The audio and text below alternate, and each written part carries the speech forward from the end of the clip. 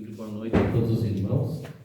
Sejamos todos bem-vindos, irmãos encarnados e desencarnados que estão aqui presentes, e mais essa noite. Que Jesus nos auxilie, nos ajude a entender a mensagem que vamos ouvir aqui na noite de hoje, para nós aprendermos um pouquinho mais e principalmente colocarmos em prática o aprendizado da noite. Então, para o começo dos trabalhos, para a nossa harmonização, vamos ler a mensagem do livro de Lorival Lopes, Sabedoria Todo Dia, para o dia 30 de outubro, que nos diz assim: não durma com raiva, nem mesmo que seja pouca. Nas horas de sono, o seu espírito também trabalha. As emoções estão em atividade, o subconsciente produz imagens e o corpo recupera energias. Mas o coração perturbado faz sofrer a mente, o corpo e o espírito, provocando um despertar incômodo. Durma em paz. Se foi incompreendido, creia ser a sua compreensão maior que a incompreensão. Se recebeu maus tratos, trate você bem a si. Se o que queria não deu certo, acredite que dará certo no futuro. A noite bem dormida é o começo de um dia feliz. Aqui vem, mais uma vez, a doutrina espírita, na sua parte científica, nos ensinar, nos orientar a respeito do sono. Quando deitamos para descansar o nosso corpo físico, o que devemos fazer através da prece, que é a orientação maior que nós temos, A prece é o que nos liga a Deus, que nos liga a Jesus. Tentar deixar para trás todos os desconfortos, as incompreensões, as coisas que nós sofremos durante o dia que acabou nos desequilibrando um pouco, Não levar conosco para o sono. Então, dormir em paz. A prece é uma coisa que nos auxilia demais, é um instrumento, que nos auxilia demais a termos esse equilíbrio para entrarmos numa noite boa de sono. Porque nós sabemos que nós emitimos energia, isso que o Espiritismo traz para nós, Então, se nós estivermos numa vibração baixa, com os problemas do dia ainda gravados na nossa mente, nós vamos dormir com aquela vibração desequilibrada, Aquelas energias baixas. E nós sabemos que nós atraímos, conforme a nossa vibração, nossos pensamentos, nós atraímos irmãos que pensam na mesma frequência. Então, se nós estamos desequilibrados, com raiva, com um sentimento ruim no momento do sono, provavelmente ou com certeza eu vou me encontrar com irmãos que estejam na mesma faixa, com desequilíbrio, com ódio, com raiva, que não vai ser bom para nós, como diz aqui, Vai no despertar do dia seguinte, vai parecer que nós sofremos uma surra a noite inteira, energeticamente falando. Então, o sono ele tem que ser reparador para nós. A forma de começar um sono reparador é a prece, principalmente de agradecimento por tudo que nós passamos no dia, independente das dificuldades, que pelo Espiritismo nós sabemos que é elas que nos fazem crescer e nos melhorar. Então, o agradecimento, essa ligação a Deus em agradecimento, podemos pedir também para ter uma noite boa de sono, ter companhias boas, porque o nosso espírito, como fala aqui, nas horas do sono, o seu espírito também trabalha. Pelo Espiritismo nós sabemos, que o espírito não dorme, o nosso espírito não para nunca. É o corpo físico que precisa do descanso para refazer as energias para o dia seguinte. Então, como ele segue trabalhando, tentamos fixar a nossa mente num trabalho de companhias boas, de aprendizado, que nós possamos ter proveito na noite que nós estamos descansando o corpo físico e o nosso espírito passeando por aí. Que os lugares que ele vai passear ou trabalhar sejam bons. Então, essa é a orientação que vem para nós. Uma noite bem dormida é o começo de um dia feliz. Então, se acordamos em equilíbrio, fica muito mais fácil nós termos um dia seguinte equilibrado. Então, depois desse aprendizado, do nosso livrinho, eu convido os irmãos para nos ligarmos a Deus, nosso Pai maior, nosso Deus bondoso, que tanto nos ama, mentalizarmos o nosso Mestre Jesus, esse irmão, esse mestre tão amoroso, que nos protege, que nos guia o nosso planeta a todos os momentos. Agradecendo a eles por mais esse dia no corpo físico, por termos as oportunidades que tivemos no dia de hoje, de desafios novos que tivemos, que possamos, no final desse dia, ter aprendido um pouquinho mais nessa escola da vida, nessa universidade que Deus permitiu que nós voltássemos para aprendermos e melhorarmos a nossa caminhada. Sabemos que nós nunca estamos e nunca estaremos sozinhos nessa nossa luta, nessa nossa caminhada com os desafios que chegam até nós, mas entendendo que somente através do bem, do amor ao próximo, que nós realmente poderemos ser felizes. Agradecemos pela nossa casa espírita, pelos espíritos bondosos que estão conosco aqui presentes nesse momento, que eles nos ajudem, nos auxiliem no entendimento do desafio que teremos nos dias seguintes que virão e pelo aprendizado que chegará até nós na noite de hoje pela nossa irmã que vai trazer para nós. Então, que os guias amorosos, que Jesus nos ampare, esteja sempre conosco, nos ajudando e nos auxiliando na compreensão da palavra. Que assim seja. Que assim seja.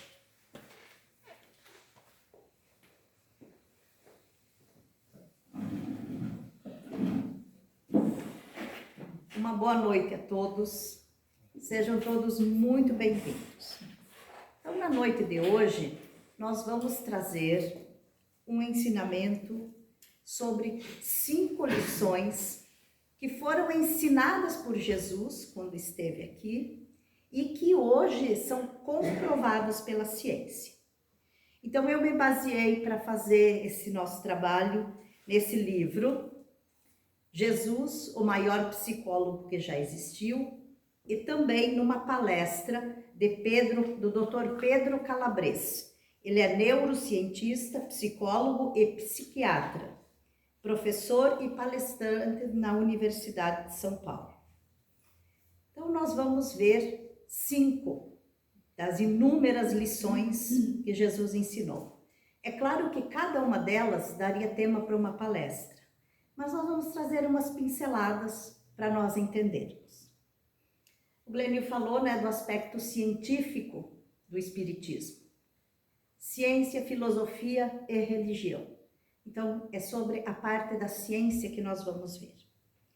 Então, falando em ciência, na antiguidade, ciência e religião viviam muito separadas. A ciência fazia experimentos, olhava os aspectos da observação. Já a religião tinha aquela questão do abstrato. Tudo era uma fé cega, era uma crença, o sentido da existência era tudo muito vago. Sempre que um cientista encontrava alguma questão e divulgava que pudesse ameaçar o poder, digamos assim, da igreja, ou a influência da igreja, muitos foram queimados nas fogueiras ou eram obrigados a dizer, não é verdade, eu não encontrei isso, eu estava mentindo, eu estava louco. Com a vinda do espiritismo, algumas coisas começam a mudar. Porque Kardec vai fazer uma afirmação que ninguém nunca havia feito antes. Kardec vai dizer para nós assim: o espiritismo deve seguir a ciência. E se a ciência provar que a doutrina espírita está errada em algum ponto, esse ponto deve ser abandonado. Então, quando Kardec afirma isso, ele estabelece uma relação de complemento, de união entre a religião e a ciência. Então, a partir daí, nós vamos já víamos muitas coisas, mas vai ficar mais explícito, mais aparente, que a religião e a ciência podem e devem sim andar juntas. Uma não precisa ser rival e oposta à outra. Então, olhando para o lado espírita e essa ciência, vamos falar hoje de 5 lições, como eu falei. Vamos falar de amor ao próximo, perdão, humildade e mansidão, viver o presente e fé e esperança. E por que nós começamos pelo amor? O amor está dito no primeiro mandamento da lei de Deus. Também ele é a essência, a mensagem principal do Evangelho de Jesus. Nesse livro aqui, na página 7, diz assim: Jesus entendia as pessoas e por isso nos disse: amar ao próximo faz bem a nós mesmos. Mas como eu disse, o amor é falado, cantado, declarado e até manifestado de tantas maneiras que parece às vezes uma coisa que está banalizado. Na filosofia, o amor é visto não só como um sentimento, mas como uma força que pode gerar e transformar. A ciência explica o amor através de um processo neurológico e químico. Sim, o amor tem química no nosso cérebro. Quando nós liberamos dopamina e ocitocina, que são os 2 hormônios chamados hormônios do amor e do prazer, eles criam sensações de prazer e vínculo em nós. Também alegria e bem-estar no nosso organismo. Segundo os gregos, lá na antiguidade eles já falavam que existem 4 tipos de amor principal e que nós podemos e até devemos viver todos e todos ao mesmo tempo. O primeiro seria o storge, ou amor fraternal. É aquele amor da família. Não vamos aqui falar que existem familiares que não se amam. Isso é assunto para um outro momento. Mas a grande maioria de nós ama os pais, os irmãos, né? Então esse seria o amor fraternal. O amor filia é o amor da amizade. E a amizade é um bem tão essencial que lá no livro do Eclesiásticos ele diz assim: um amigo fiel é uma poderosa proteção. Quem achou um, descobriu um tesouro. Aí também tem o amor eros, que é o amor mais ligado ao desejo e à sexualidade. É o amor vivido pela grande maioria dos casais. E o último e mais importante é o amor ágape, ou seja, aquele amor que ele é incondicional e divino. É um amor virtude, é a caridade que transborda, conduzindo o ser humano a amar alguém além de si mesmo. Então, quando nós vimos aquilo que a filosofia, a ciência e os gregos falaram do amor, nós podemos nos perguntar: aonde o amor ao próximo se encaixa? E nós já podemos responder, né, que com certeza amar o próximo, aquela pessoa muitas vezes que nós não conhecemos, ele se encaixa nesse amor ágape, nesse amor divino.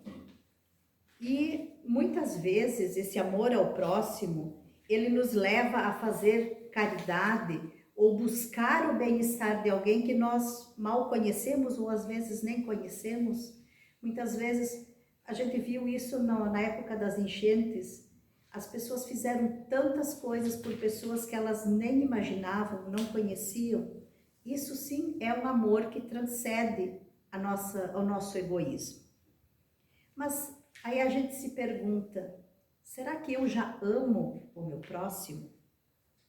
Será que eu sou capaz de ajudar, independente da qualidade ou das ações do outro? A minha generosidade põe o bem-estar do outro como uma prioridade? Eu sou capaz de ver o próximo, independente de quem ou como ele é, como um ser filho de Deus, assim como eu? No nosso livro Referência diz: Jesus ensinou que Deus é amor e que o amor é a força mais poderosa do mundo. O amor é o elemento essencial para a cura do coração humano, porque o amor é curador. Então, o que Jesus quis dizer para nós seguirmos essa lição de amar o próximo? Porque amar o próximo traz benefícios tanto para o outro quanto para nós. Mesmo que ele não seja o amor pleno, aquele amor de magnitude, mas que ele seja um gesto simples, de empatia, de respeito, de solidariedade. Esse amor que vai além do círculo familiar ou de amigos. Ele alcança o mundo, porque ele é uma força transformadora. E a ciência vai comprovar isso. Atos de bondade ativam os centros de recompensa do cérebro e liberam os hormônios, a dopamina e a ocitocina. E vão gerar essa sensação de prazer, de leveza, de paz, aquela sensação de confiança, a sensação de pertencimento. A prática constante da bondade pode ainda aumentar a massa cinzenta em áreas ligadas ao controle emocional, trazendo benefícios duradouros ao nosso cérebro. No momento que eu passo a ter atos de generosidade e de bondade para com o outro, melhora e muito o fluxo do controle emocional, de situações do meu eu. Inúmeros benefícios me trazem esse amor ao próximo. Então, a sensação de bem-estar e equilíbrio, porque eu tiro do foco o meu problema. Eu vou ver que tem pessoas que têm problemas muito, muito maiores do que o meu. Amar teu próximo como a ti mesmo não é apenas um sentimento, é uma ação de ajudar e cuidar das necessidades alheias. Então, quando nós praticamos a caridade verdadeira, nós somos felizes, pois cada gesto de amor ao próximo é também um presente para o nosso coração. Lembram da frase do Chico? Ninguém cruza nosso caminho por acaso e não entramos na vida de alguém sem nenhum motivo. Então, amar o próximo é deixar nas nossas mãos perfume. Só faz bem. A segunda lição que Jesus ensinou, que nós escolhemos para falar, porque ele ensinou inúmeras, né? E que hoje é comprovada pela ciência como um benefício, é o perdão. Por que o perdão é comprovado? Porque o perdão liberta e cura. Jesus já dizia para nós assim, perdoai 70 vezes 7. E Emmanuel diz através do Chico que o perdão é um remédio para a alma que liberta o indivíduo de sentimentos negativos, como a mágoa e o rancor, promovendo paz interior, equilíbrio e libertação espiritual. Nós sabemos que o amor liberta e o ódio aprisiona. A ciência vem dizer isso para nós também. Perdoar para o espírito significa não só renunciar à vingança, mas não sofrer ao lembrar da ofensa. É um ato de coragem e sabedoria que, ao permitir a renovação e o crescimento, colabora para a nossa evolução. O perdão, gente, não é esquecer, é se libertar interiormente. Quando eu perdoo quem me fez mal, eu estou dando um presente para mim mesmo. Lá no livro Esperança e Vida, no capítulo O Perdão Liberta, diz assim: perdoando, igualmente se emancipa o homem, descomprometendo-se ante a lei de causa e efeito. Ou seja, alguém me faz um mal e eu juro que vou me vingar, eu saio esbravejando que eu não vou perdoar, eu te odeio. Eu estou plantando uma má semente para mim. O outro me fez o mal, mas como eu recebi aquilo? Então, quando eu perdoo, eu também me desvinculo dessa lei de causa e efeito. Porque o que o outro me faz é um problema dele. Como eu vou reagir, como eu vou aceitar, como eu vou devolver, aí já é um problema meu. Então, quer dizer que quando nós perdoamos, não apenas pacificamos a relação com o outro, mas também nos libertamos de débitos espirituais e energias que nos prendem ao passado. Então, perdoar é uma chave de crescimento e de leveza. Nós sabemos que praticar o perdão não é uma tarefa fácil. Mas se nós tivermos paciência diante das ofensas, silenciar em vez de revidar, nós já sabemos que aquilo que eu planto ou o outro planta, cada um vai colher. Então, só que não adianta eu ficar em silêncio quando alguém me faz alguma coisa que me magoa, mas ficar pensando, Deus está vendo, tu vai ver o que vem de volta. Mentalmente eu estou devolvendo, né? Eu estou com uma energia para aquela situação. Então, ocupar o bem com a mente. Quando eu ocupo minha cabeça com outra coisa, eu saio daquele círculo pensando só naquela situação que o outro me fez. Quando nós conseguirmos orar por aquela pessoa que nos fez o mal. E ainda transformar a dor em aprendizado. E esse aprendizado pode ser, eu nunca vou fazer isso para outra pessoa. Então, o perdão, ele engloba isso tudo. E a ciência mostra que perdoar reduz estresse, depressão, melhora a saúde do coração. Porque quando guardamos raiva, amargura e ódio, essas emoções causam problemas como irritação, dor de cabeça, desconforto digestivo, podem levar o desequilíbrio ao fígado e à vesícula. Podem ainda desencadear problemas do coração, do estômago e problemas de intestino. Então, muitas vezes tem aquela situação que diz que a gente enxerga um cisquinho no olho do outro e não olha para o nosso.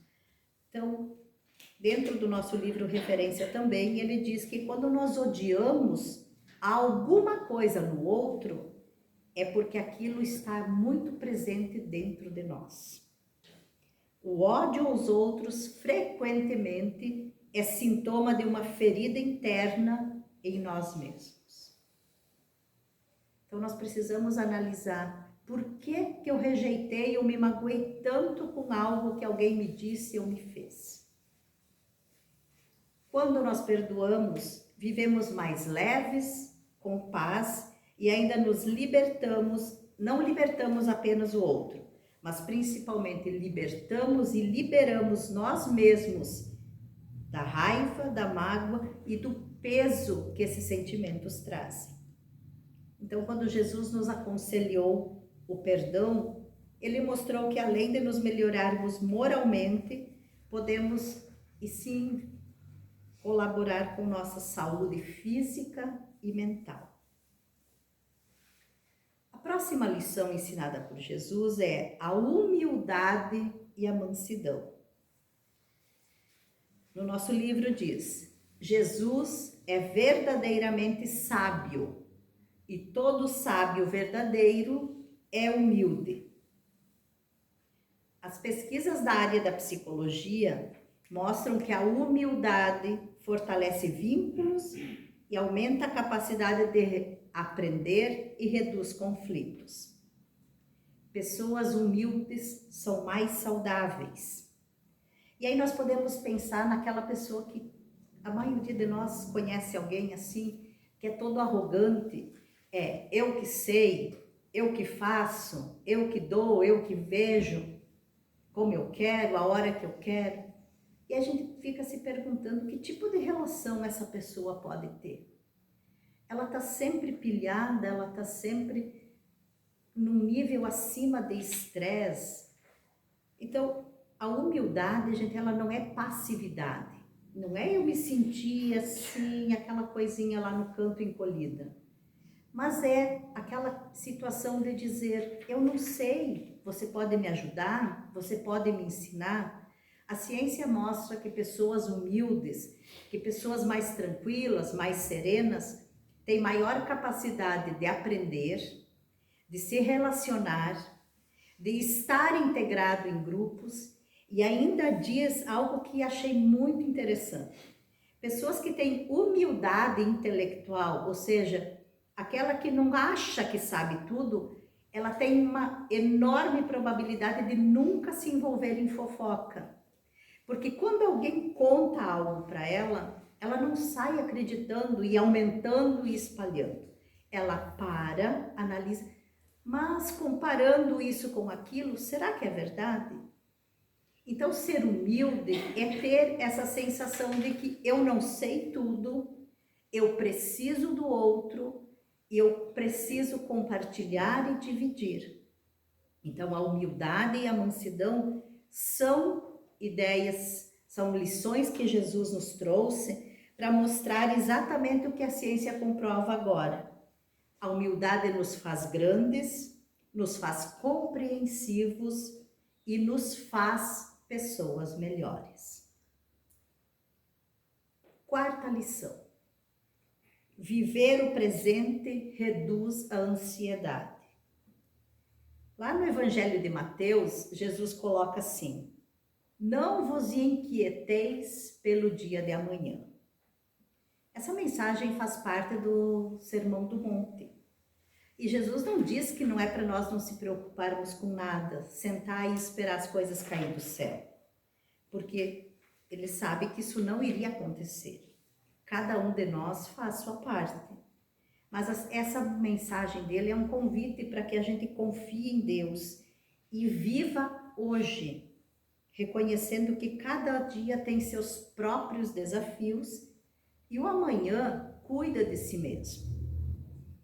A ciência moderna confirma que viver o presente, viver o dia de hoje, reduz a ansiedade, melhora a concentração e fortalece a nossa imunidade.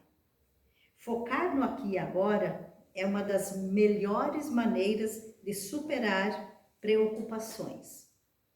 A ciência também comprova, existem estudos divulgados já, que quando nós nos preocupamos com assuntos muito distantes e que nós não temos nada, nós não conseguimos fazer nada para resolver aquilo. Então, pessoas que têm que se preocupam, por exemplo, agora lá com a guerra na Ucrânia. Eu não posso fazer nada pela guerra, eu posso rezar pelas pessoas que estão envolvidas, mas uma ação para desmanchar aquilo eu não posso fazer. E muitas vezes a gente fica sentado na frente da televisão e vê tantos assuntos, tantas tragédias, e a nossa cabeça começa naquela preocupação excessiva em cima de assuntos que estão muito distantes.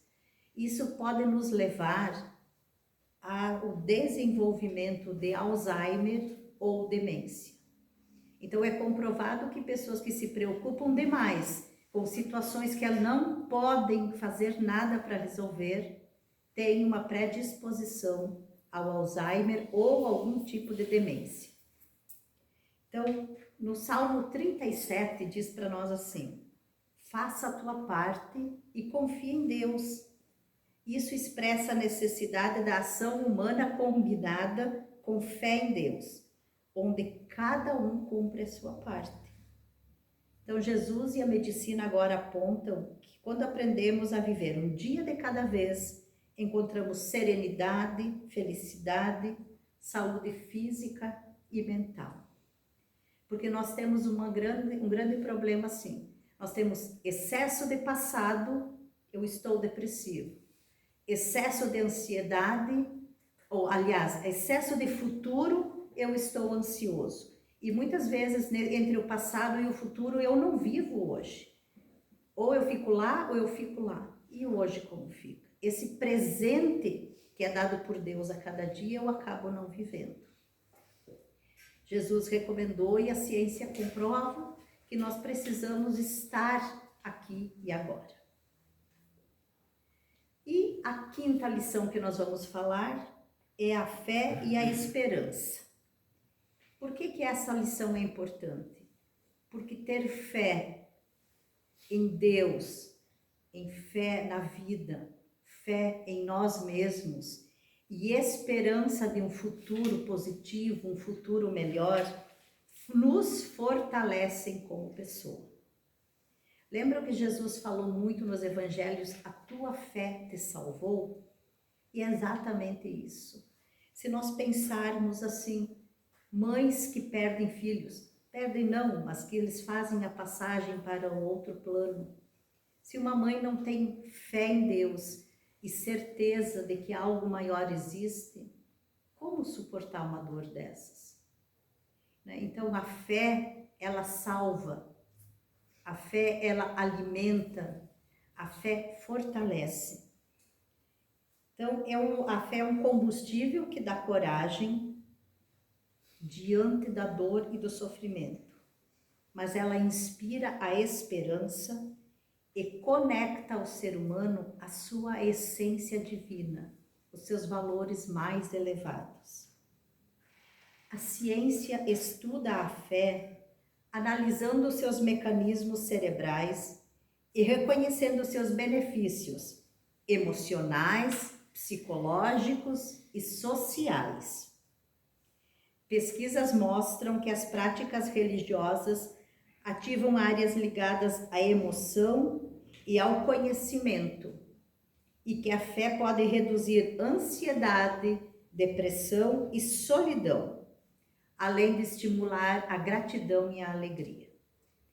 Hoje, grandes hospitais possuem equipes voltadas para as práticas de boas energias e de religiosidade, para atender principalmente pessoas que vão passar por cirurgias muito complicadas.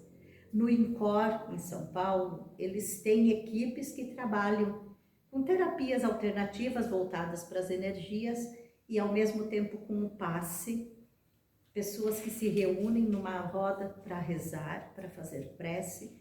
Tudo isso fortalece e muda a maneira com que a pessoa entra nessas salas de cirurgia. Então a ciência comprova, atesta e adere que a fé, a coragem, o amor, a esperança, isso tudo nos melhora, não só emocional e mental, mas principalmente também fisicamente. Os ensinamentos de Jesus não foram apenas palavras espirituais distantes. Hoje, a ciência mostra que são caminhos concretos de saúde e de vida plena. Perdoar, amar, ser humilde, viver o presente e ter fé são chaves não só para a nossa alma, mas também para o nosso corpo e a nossa mente. Assim, nós percebemos que seguir Jesus não é apenas um ato de devoção, mas é também uma escolha inteligente de viver melhor, com mais paz e mais saúde. E por saúde aqui nós entendemos física, mental, emocional, saúde social, né? Porque quando eu falo do arrogante, aquela pessoa que tem aquela arrogância assim, ela não consegue conviver socialmente muito bem por muito tempo, né? Então nós temos vários tipos de saúde. Então, que nós possamos unir fé e razão, espiritualidade e ciência para aplicar essas lições no nosso dia a dia. Que cada passo seja iluminado por essa verdade. O amor que Jesus ensinou é também o caminho que a ciência comprova. E jamais nos esqueçamos que Jesus, o médico dos médicos, o governador espiritual do nosso orbe, aquele que veio para servir e não para ser servido, segue nos orientando e conduzindo nesse caminho de aprendizado e de evolução. Que assim seja.